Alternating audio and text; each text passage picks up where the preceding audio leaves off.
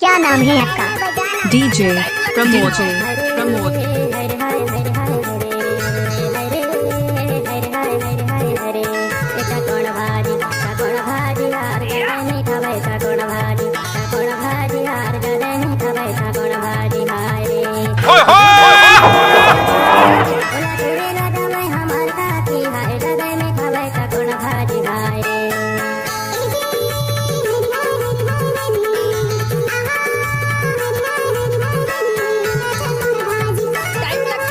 हमको कुछ बोले क्या?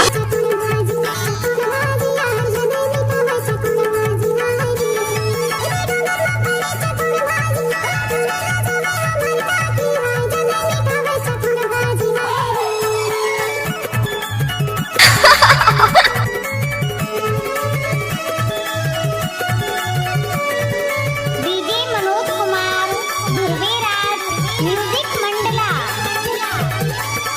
डीजे प्रमोद बाबू।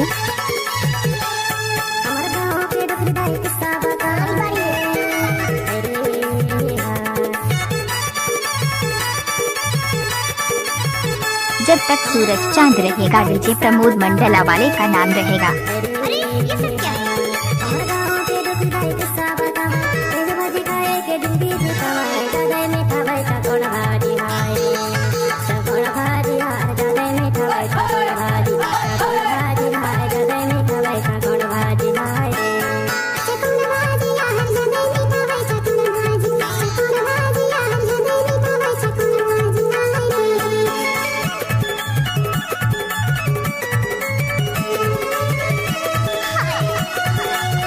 डीजे प्रमोद उमरिया की शानदार प्रस्तुति।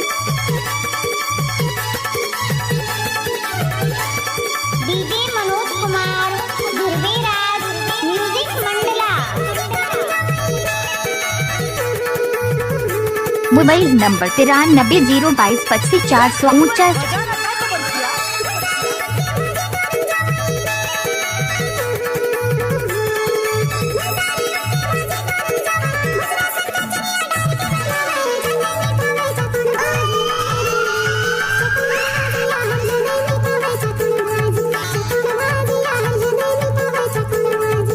आप सुन रहे हैं डीजे प्रमोद बाबू का मिक्स किया हुआ गाना।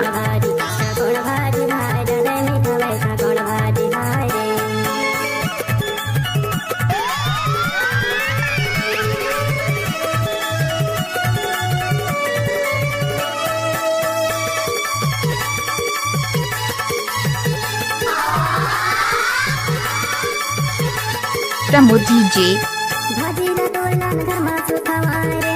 आप सुन रहे हैं मनोज कुमार, ध्रुवीराज, मंडला म्यूजिक।